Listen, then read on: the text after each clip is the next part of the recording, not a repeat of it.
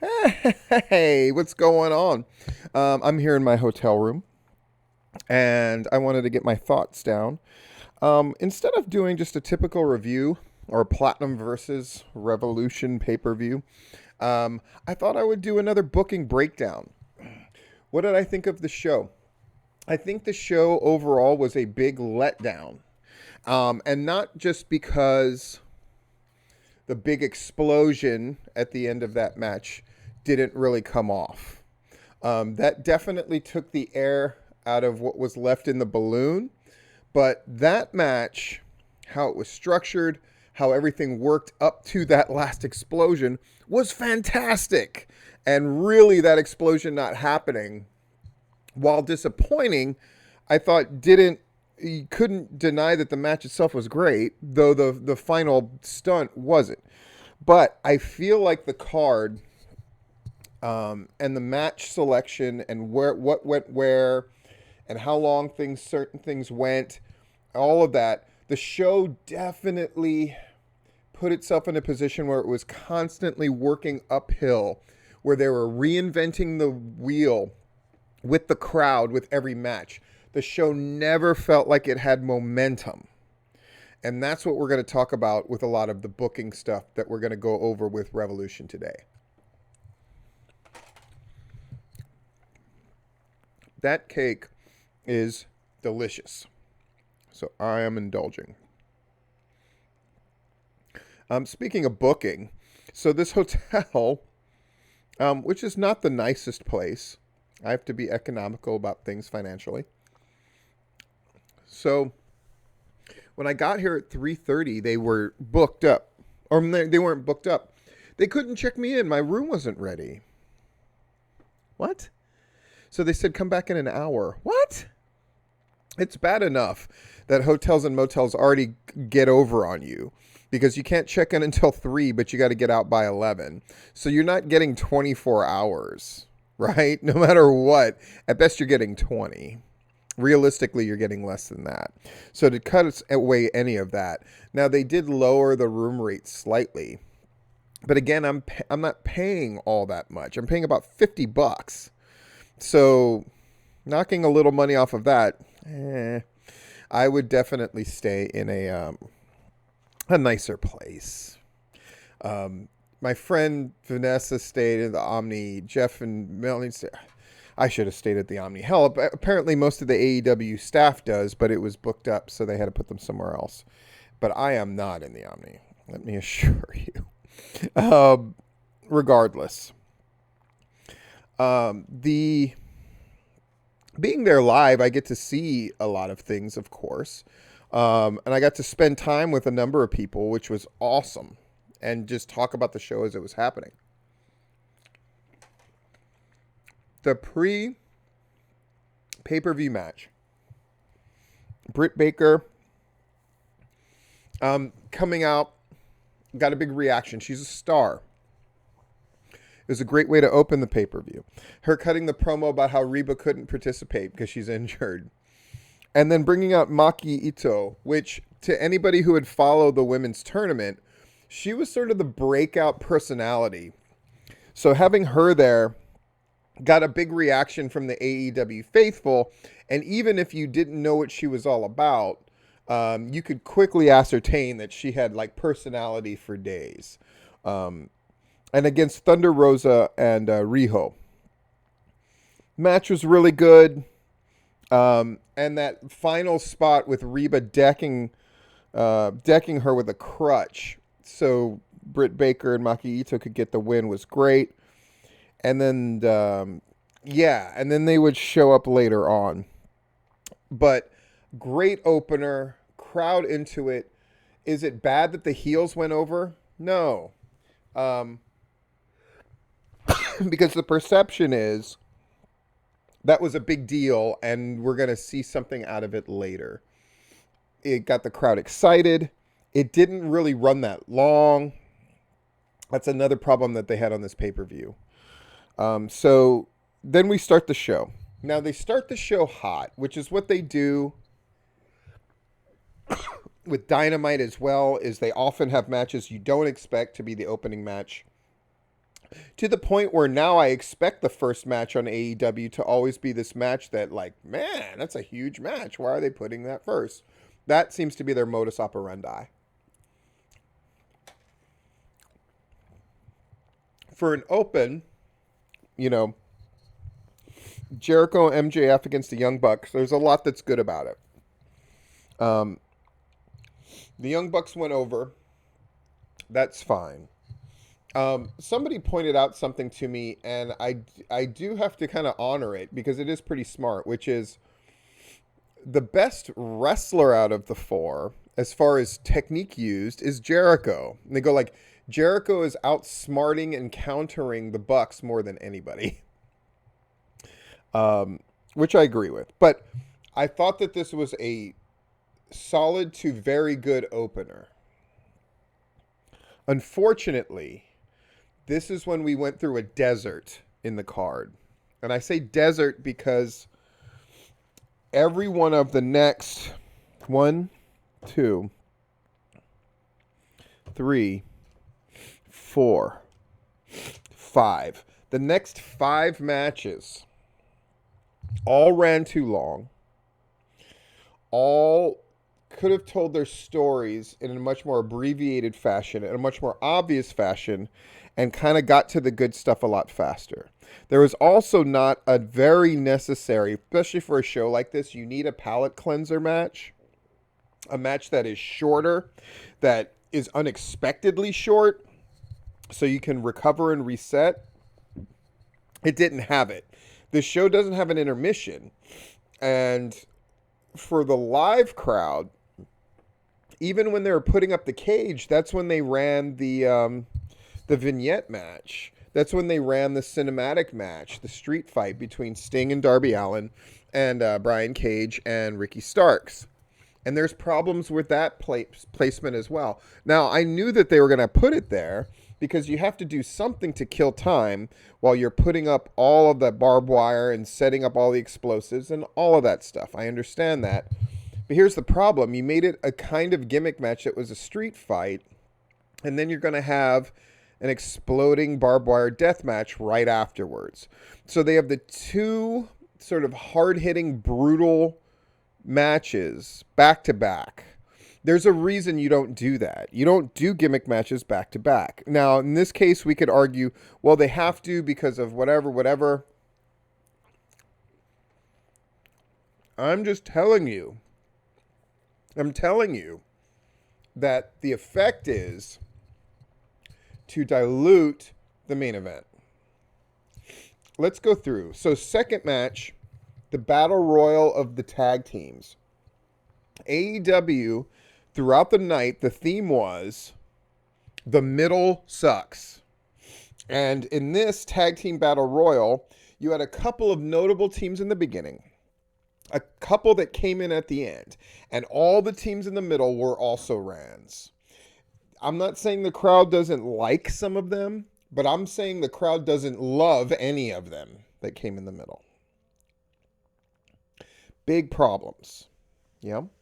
And that match had a proper finish. I mean, having Jungle Boy and Rey Fenix be the last two was great. Rey Fenix going over, no problems with any of that. But I'm talking, especially if you're going to do it Royal Rumble style, where it's like 2 teams in, and they do a countdown, and then another team comes in, and the countdown, and another team comes in. There's a lot of pervading themes, and one of them is the second act of almost all of these matches was the most difficult part to get through. And it made so that the finishes did not get the massive effect that they wanted.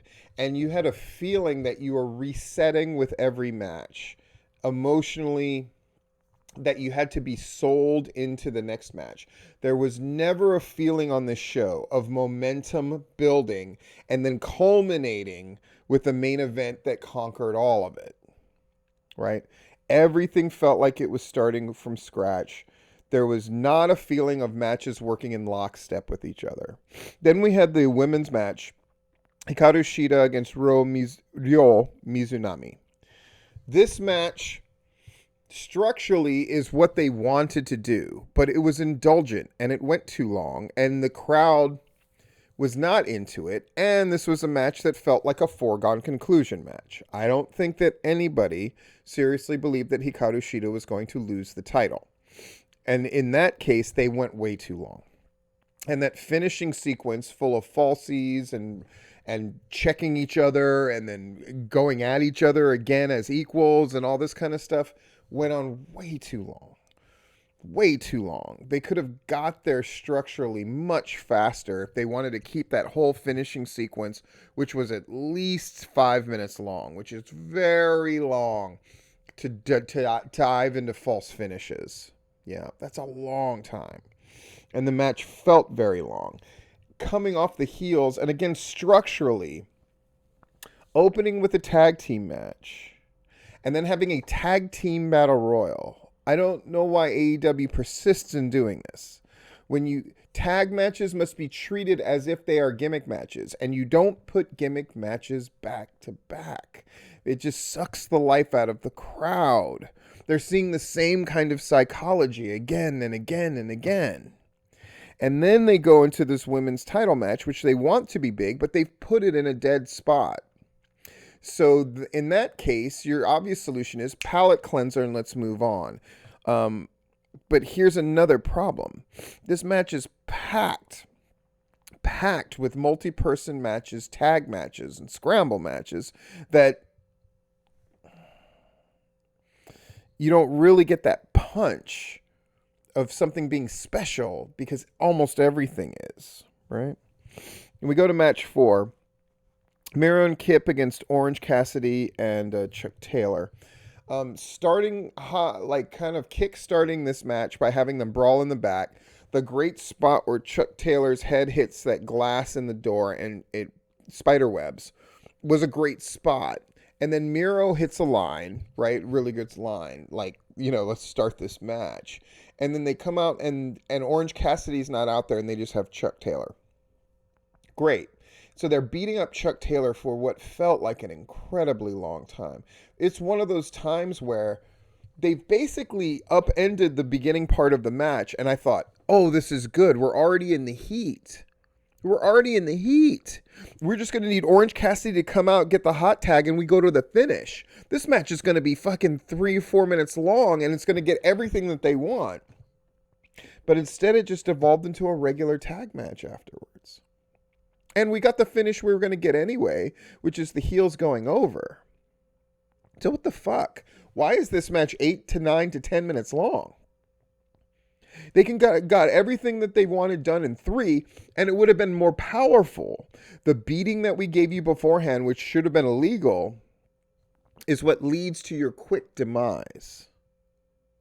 Instead, you have Miro, supposed to be the biggest, strongest, scariest dude, who can't put Chuck Taylor away, even though they jumped him in advance 2-on-1.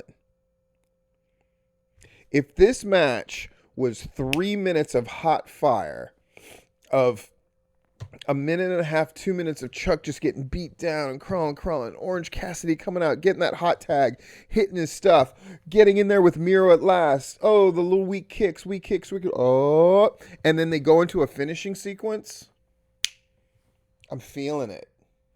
We're going to talk about how I would have restructured this whole thing, but this match could have been your palate cleanser match, and it would have served Miro better. It would have made, actually, the baby faces look better. The baby faces don't look better because they get their ass whipped for 8 minutes. They look better if they get cheated and screwed and demolished in 3, but get their stuff in. And then they're living to fight another day. It feels counterintuitive, but they didn't serve themselves in any way. Miro doesn't get over as this huge, unbeatable monster, right? Because, well, Chuck Taylor was able to hold off Miro and Kip Sabian for quite a long time. Yeah. Jericho and MJF have a promo where they talk about this war council thing that they're going to have to do to talk about, evaluate what's going on. It was a rough night for the inner circle, right? Um, yeah. Matt Hardy against Adam Page. A great match. Just trim 3 to 5 minutes off of it. Because the main points are Adam Page is a star, and he is. He got one of the biggest reactions of the night. But he has this back and forth with Matt Hardy when they could have just hit their stuff faster. I get that it's a pay-per-view. I get that people feel the need to really deliver on a thing. But sometimes less is more as well. Yeah? And the private party coming out for Matt made sense. The great moments with the Dark Order, catching Adam Page, putting him back on the apron to set up the buckshot lariat. I love that finish. I just wanted to get to all of this sooner. Then we have a ladder match. Here's what's strange. I wanted more in this ladder match. If Scorpio Sky is going to win, and I had no problem with that. I said Scorpio Sky or Penta have to win this thing. The way it's set up, sir, structurally, the way they had built this match up, the only thing that we heard from with Scorpio Sky leading up to this match was him doing guest commentary on a match where he was terrible, where I didn't know if he was face or heel, where he just came across as sort of arrogant as opposed to what they're trying to do, which is Scorpio Sky has worked hard and he's gotten himself to this moment. Now he's going to seize the moment. The commentary that he did like a week ago didn't serve that. Didn't set us up as the person we wanted to see win, which is the point. It shouldn't just be a surprise that Scorpio Sky wins. We should want him to win. He should be one of the people that we want to win. But I can honestly say, from all the people that surrounded me, I don't think anybody wanted Scorpio Sky to win more than any of the other people in the match. And having Ethan Page be a part of it seemed like very superfluous and kind of a throwaway. I mean, I know who he is. I knew it was going to be him because my friend said she saw him in the airport. So she just assumed Ethan Page was going to be the surprise. Okay.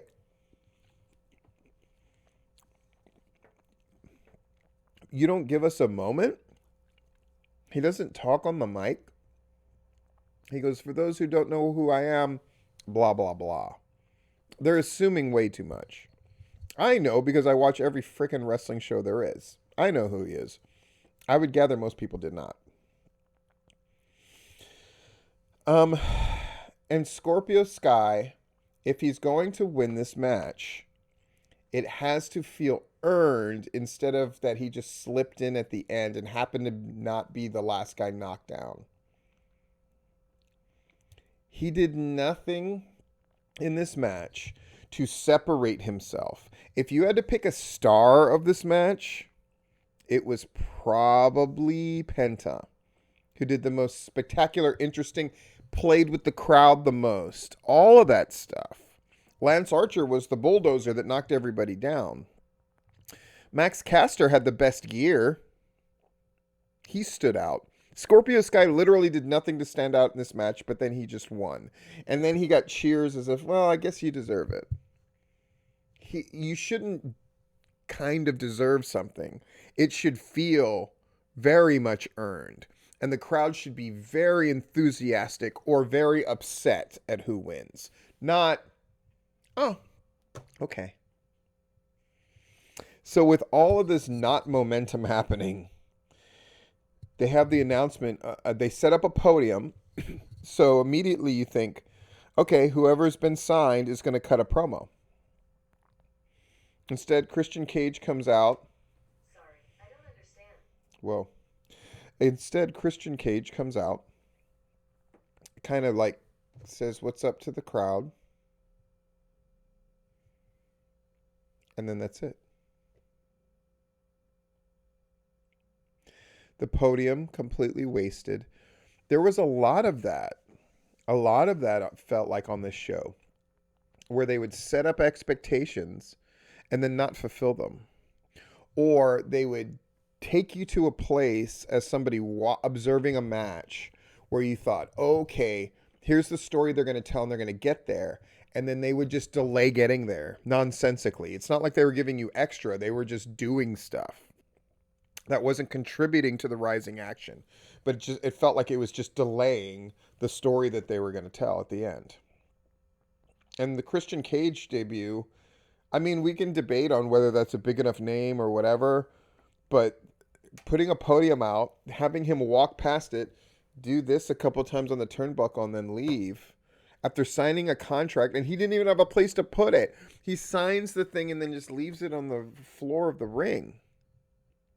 It looked amateurish. It looked like something I would see at an indie show where they didn't know what to do with anything. And then the podium was brought out there for no reason. And then there was no promo. The fuck was that? Yeah. Then you had the cinematic match.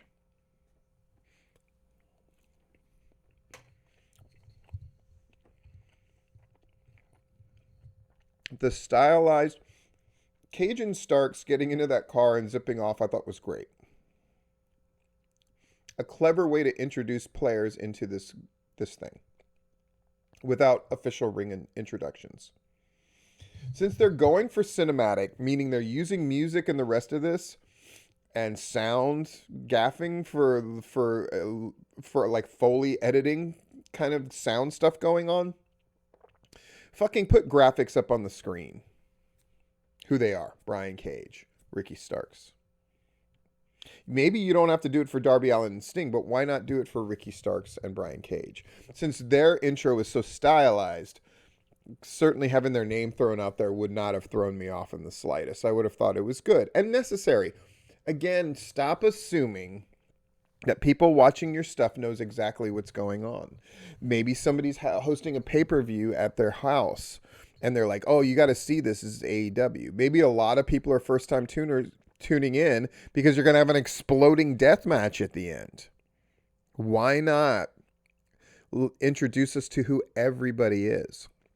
And if we haven't seen them before in AEW, even more important, like Ethan Page, that they explain who they are. Now, I know you're saying, well, Steve, you didn't get to hear the commentary. Commentary should be a supplement. It shouldn't be your first thing of telling us who people are. They should tell us who they are. Or graphics should tell us who they are to make that impression visually. I love the entrance for Cage and Starks. I love the very stylized black and white stuff with Darby Allin and Sting. That was incredibly effective with the live crowd. Darby's skateboarding, the skateboarding stuff looked awesome. Him grabbing the back of that truck and then this is the truck that Sting is driving and they're driving in together. Fucking great. All the people in the Sting masks, in the hoodies bowed down and all popping up at once. That's the kind of stuff I love to see. The match, such as it is itself, was fine. There were moments that definitely worked better than others. And the problem is the biggest moments didn't happen at the end. Throwing Darby through the glass was an amazing spot. Where they like, kaboom. It was great. The moment where Darby gives Sting his bat is on the second floor and throws the bat down to Sting. They should have done fight choreography with something better with Sting to do with the bat other than poke everybody in the stomach. They should have got a legit fight choreographer and had him do a couple of cool things with that bat. It didn't work until he broke the bat on Ricky Stark's back. That definitely worked. And then the finishing sequences were fine. Darby dropping that huge, ridiculous elbow on Brian Cage. And then Sting having a little back and forth with Ricky Starks before hitting him with a Scorpion Death Drop and pinning him. As far as cinematic matches go, I think it was one of the better ones, definitely. But it didn't commit to the big choices that it wanted to make.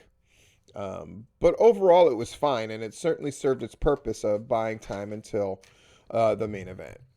The main event placement, no complaints there. It should have been the main event. And Mox and Omega did an incredibly smart match. Teasing, not going into it, not going, and then Omega pushing Mox into it, and then cutting him open, and then Mox bouncing Omega off of it twice was really great. The whole match structurally was brilliant. It all worked very well.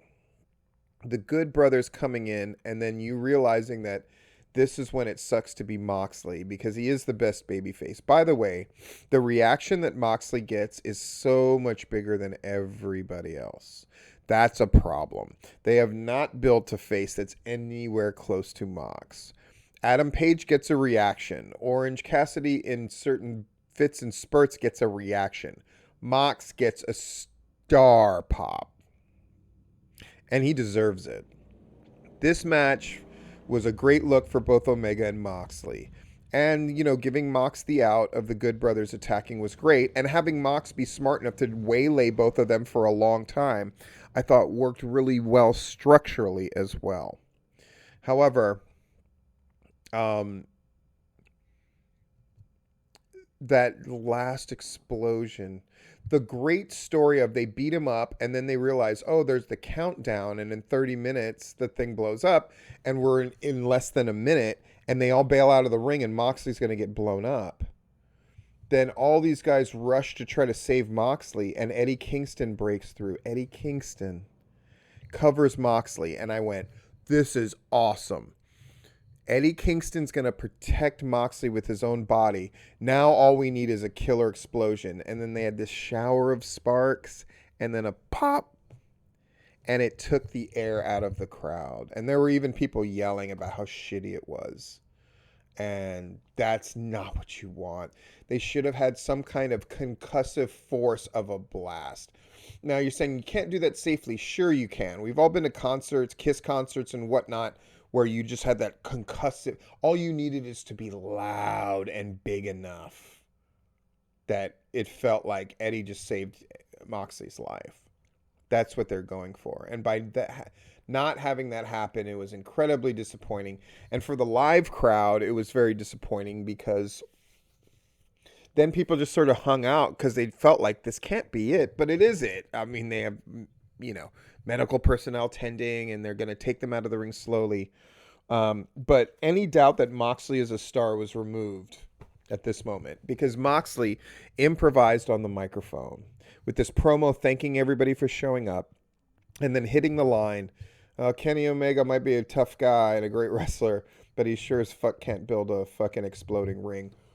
Got a huge pop, and for the live crowd made everything okay. And that's the thing that stars do. And that's what you can do when you've got star power and a quick mind and a quick wit like Moxley. So real quick, I've gone over the problems. So Steve, okay, how do you restructure? The pre-show match is the same. Britt Baker, Maki Ito, Thunder Rosa, Riho. I have no problem with any aspect of this match. By the way, after the women's title match with Hikarushita and Riho, there was a bunch of hubbub where the various women came out and attacked each other. We set up a 3-on-3 on Dynamite. That worked. You make almost all the matches shorter for one thing. So you have a little momentum. Okay, let's say you still want to open with Jericho and MJF against the Young Bucks because that's sort of an AEW signature. Fine.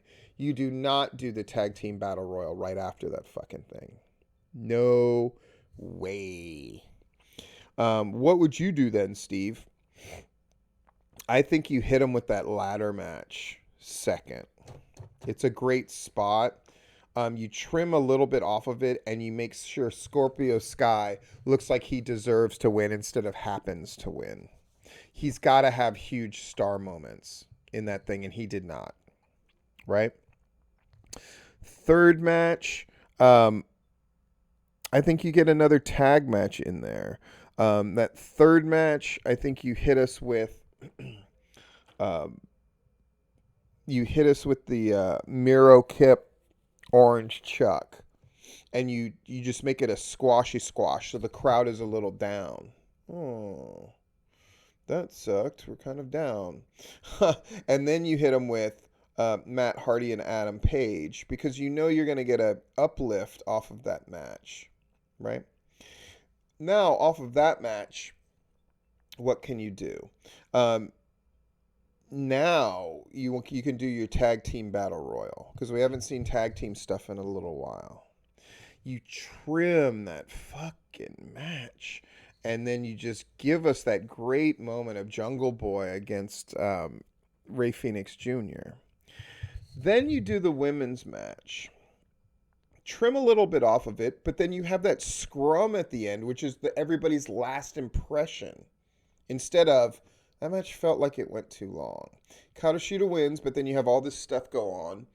It's great. You set up a match for Dynamite, and then boom, you go into the street fight. I understand that you've got to have the street fight before regardless, but at least you're not doing gimmick match, gimmick match, gimmick match. You're not doing ladder match, then street fight, then the death match. You're doing a one-on-one title match. Then you're doing street fight. Then you're doing exploding barbed wire death match. See how just changing the things up gives it a different energy, a different flow. It doesn't feel like you're going through a desert of dead space in the middle. And by the way, for that tag team battle royal, I'm definitely mixing in different players in there. I'm not having great teams at the beginning, great teams at the end, and in the middle it's just all these teams that have no chance of winning. It's terrible. It's a terrible structure, right? You can't do that booking wise. In any case, I'm going to go ahead and get this bad boy up. Thanks for joining me. I did have a great time at the pay-per-view. You know I'm picking nits because that's what I do, but keep in mind that these things are put out here so we can all learn about the structure of storytelling and wrestling and making sure all the moving parts of your cards are working in your favor instead of having to reinvent the wheel with the crowd every single match.